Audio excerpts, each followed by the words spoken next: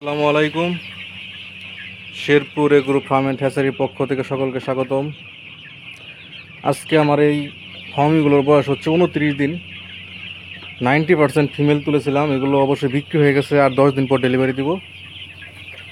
আমি মোট 600 পিস এবার সেটা দিছিলাম, অল্প করে দিছিলাম আবহাওয়া খারাপ থাকার কারণে। আমার এখান থেকে মাত্র 10টার মতো বাচ্চা এ পর্যন্ত ক্ষতিগ্রস্ত হয়েছে। আগের বারের তুলনায় এবার অনেক সংখ্যকই বাচ্চা সুস্থ আছে, মোটামুটি এখনও পর্যন্ত সমস্যা হয় নাই। তবে 30 দিন বয়স থেকে 40 দিন বয়স পর্যন্ত একটা ঝুঁকি থাকে, সেটা হচ্ছে গাম্বুরু। আপনারা যারা ফার্মি মুরগি পালন করে থাকেন তারা বলতে পারবেন। 40 দিন বয়স পর্যন্ত গাম্বুরু একটা ঝুঁকি থাকে। তাই আপনারা যারা 1 মাস পর থেকে গাম্বুরু নিয়ে টেনশন করেন তাদের জন্য একটা টেকনিক বলে দেই। তারা টানা 10 দিন দুপুরবেলা করে লেবুর পানি দিবেন। লেবুর পানি না দিলে রেনাসি দিবেন। রেনাসি গাম্বুরু রোগের জন্য সবচাইতে কার্যকরী একটা ওষুধ। আশা করি তেমন গাম্বুরু হওয়ার সম্ভাবনা থাকে না, কারণ গাম্বুরু ভ্যাকসিন দেওয়ার পরেও গাম্বুরু অ্যাটাক করে থাকে অনেক খামারে।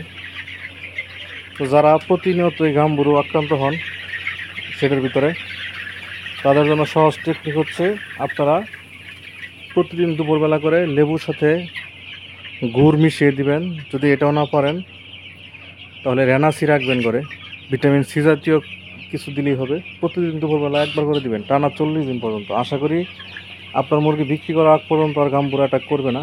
কারণ আমার মুরগিগুলো দেখেন সবগুলো সুস্থ সবল, ওজন অলরেডি প্রায় 300+ হয়ে গেছে। আজকে 29 দিন বয়স। আমি এগুলোকে 4টা ভ্যাকসিন দিয়েছি।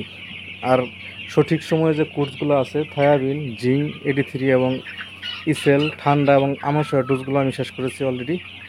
আর 10 দিন আমার এখানে থাকবে, তারপর আমি এগুলো ডেলিভারি দিয়ে দেবো।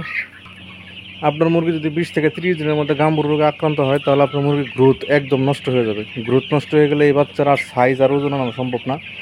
তাই আপনি আগে থেকে সতর্ক থাকবেন যেন আপনার মুরগিতে কোনোভাবে গাম্বুরু অ্যাটাক না করে, কারণ গাম্বুরু অ্যাটাক করা মানে আপনার লস প্রজেক্ট।